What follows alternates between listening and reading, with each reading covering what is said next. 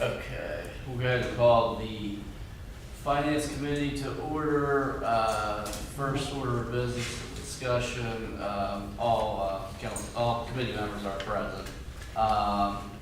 First order of business is discussion of 2023 ordinance 2023-13, which is an appropriation of $2,500,000, $2 million for the Fire EMS administration, and then $500,000 additional for the parks building. So Director Miller, you can go ahead and elaborate more.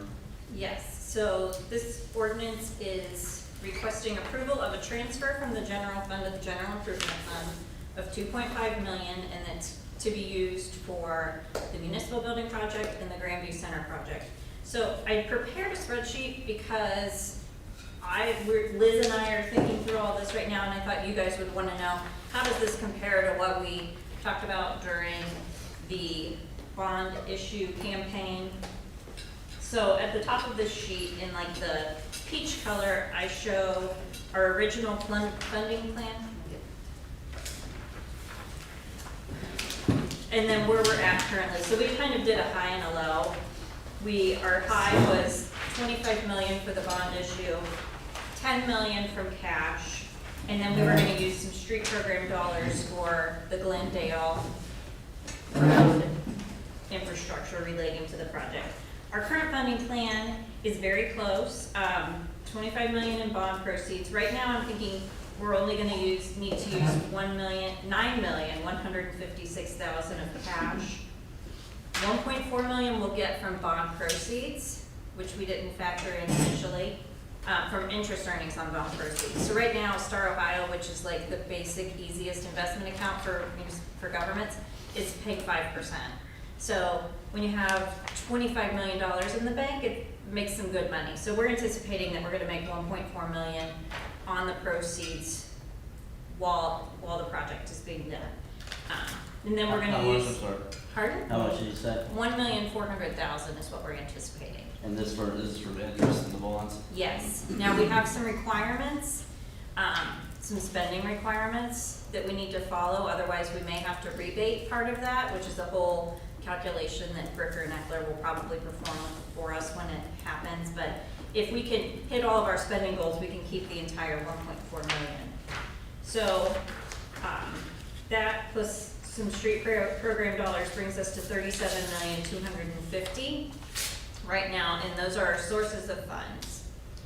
Then in green, we have our project costs. So this is where we are right now. These are still estimates, but we're getting closer on our estimates as the project continues to go on and the design starts to get finalized. So for the municipal building, we're at 31, which is where we were on our original estimates. Parks and Rec building is at $3,500,000, and that's because, and Liz could elaborate, because we were able to expand the project a little bit. Do you want to talk about that? Sure. We had a number of meetings with the various constituent groups, people who have been longtime center members, folks who've had their kids in classes and various things with Parks and Rec, and Parks and Rec staff, obviously, and also our community partners, the schools, library, and boosters. And in all those conversations, what was conveyed to us was the importance of maintaining the size of a gathering space that we have over there now for smaller functions, and then also replacing this space. So we talked about, creating another space that could be divided in half, and there was a really strong preference for having these two independent spaces because of the significant increase in programmability of two truly separate spaces. So to accommodate that, we took that input and asked the architects to study it and looked at ways of keeping it within the square footage that we had planned previously, and really just found that adding a little bit more square footage gives us a much better, much higher performing building for the community, kind of answered the needs that were being expressed. And so those additional dollars will essentially provide additional program space for Parks and Rec. That's basically with the additional 500. Yeah, that's exactly what it is. Okay. So, and then I include in here the Grandview Avenue site, which will be a couple years down the line, and then the infrastructure at Glendale Bethel. So this just shows you, kind of gives you guys an update on where's the money coming from, and this is where we think it's going based on the current budget. So the ordinance in front of you today is just moving that next piece of money. So you've already transferred $6 million from the general fund to general improvement at the end of last year. This will be an additional $2.5 million, which brings us to $8.5 million of cash to date. So I thought this provided a good summary, and then as we get more final numbers, we can continue to revisit this, and it just shows you where we are with the projects. Can I ask, I saw in the, department reports that you're gonna have bathrooms that can be accessed from the outside because of the cost of trying to do that other building that you decided not to do that, and is that what some of the 500,000 is as well, having to reconfigure that, or that it's not really? No, there's not an increase in the number of bathrooms. We just studied 1,001 different configurations to see what would work best for the programs as well as for after-hours bathroom access. So that didn't really increase the price of the building a little bit, but the majority of it is because of having that separate gathering space, program space. Okay. And then I noticed that, that you had a meeting like on April 26th in your report, with those groups maybe to present the changes. And I saw that, I think, is it tomorrow night or Wednesday night's the Parks Committee meeting? Mm-hmm. So will the updated changes be shown there? Because I also saw that on June 7th you were planning to do something, and I wasn't sure like if people wanted to give input, at which of those meetings would be the place to do that. Oh, so the schedule of meetings coming up, Parks Board is tomorrow evening at 7. Planning Commission is on the 17th. And then the community meeting is on June 7th. The project predominantly, I would say, is formulated at this point in terms of the building itself, from the input that we've received so far. We'll also we've had a vision concept created for the playground, which is not funded, but that we're also beginning to share with the community as we start to look at how to get that funded. So there'll be more opportunity to probably provide feedback on that. And the parks building per se, we can share things, and there's still, if there's something egregious that we missed, I feel like we probably got the critical input for what we're able to afford and what the site can accommodate and things like that, because there's a lot of different constraints coming from different directions, but we could still consider those, and I think any of those meetings are public and folks can come to any of them. And then will the Parks Board be the same presentation as what you'll give on June 7th? So the Parks Board will be more of it'll be a presentation and then a discussion given the parameters of the Parks Board mission. The Planning Commission, obviously, I guess, is self-explanatory. The meeting on June 7th is going to be more of an open house style. Okay. Where we'll let people have boards, and let folks come in and kind of mill around and look at things, and then we'll have a short presentation by the architects for both buildings. And then more opportunity to kind of mill around and look at boards and ask questions or make comments. I'm sorry. Okay. So yeah, the parks, the June 7th meeting is probably more interactive Okay. in that sense, yeah. Thank you. And thank you, Megan, for that. Oh, and I'm sorry, also presenting to council at your mid-month meeting, so there's that opportunity as well.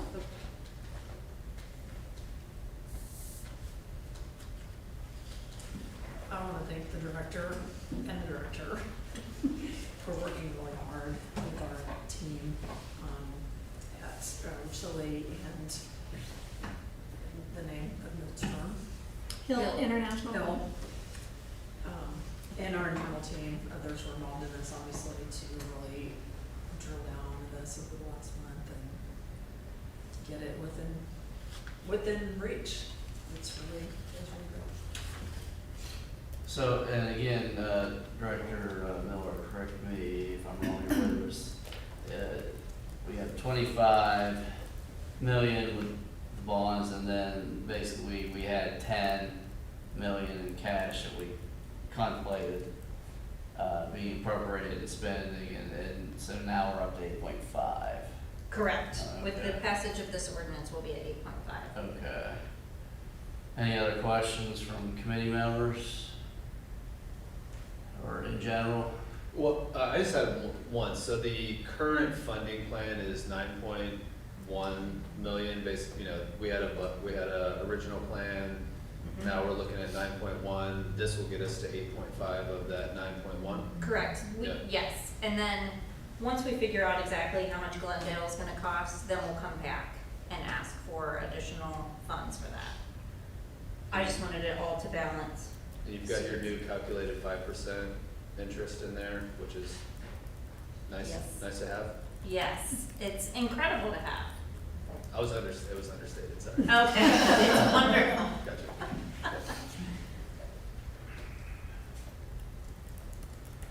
Okay, if no other questions, I would move to recommend approval of council. Second. All in favor, say aye. Okay, next, order of business is a discussion of, building department, spending that will be coming up. Yes, I mentioned this to Chris last week, and we talked about it, I think, at the last council meeting maybe.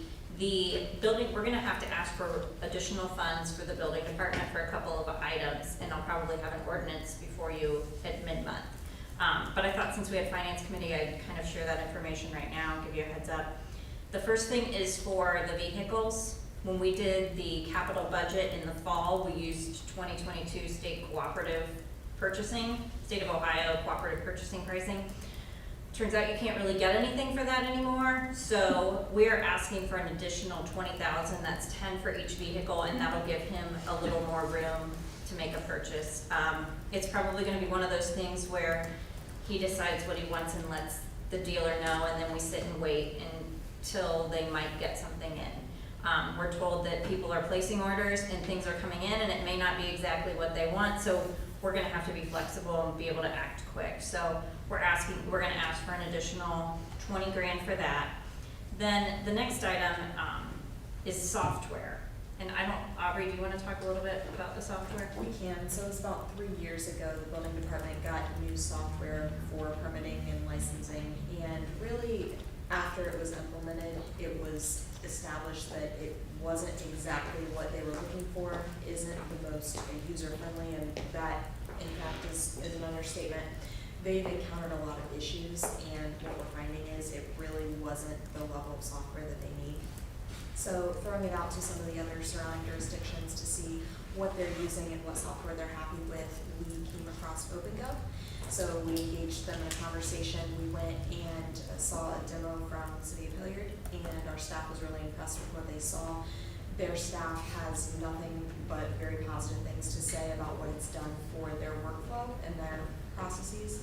So we have engaged with OpenGov and got pricing back, and so we would like to have that discussion because it's frequent that they have issues. I was actually telling Megan that I asked for a contractor registration list because of the communication that we needed to send out to residents on the Fairview Avenue issue, and the building department said, sorry, I can't access it right now.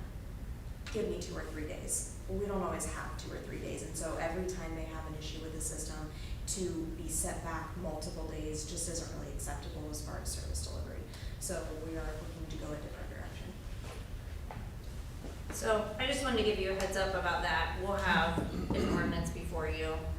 If you do have questions in the meantime, let us know. And what's the likelihood on the vehicles that they'll be hybrids? Not likely, because it's hard to find them.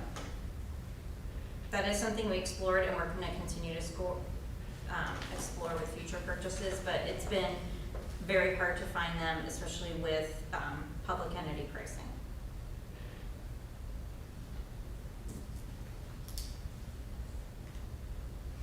Okay, this will be, an ordinance coming up, first reading mid-month. Yes. Okay. Okay, well, we better, wrap it up. Economic development is starting at 6:30, so I'll go ahead and adjourn.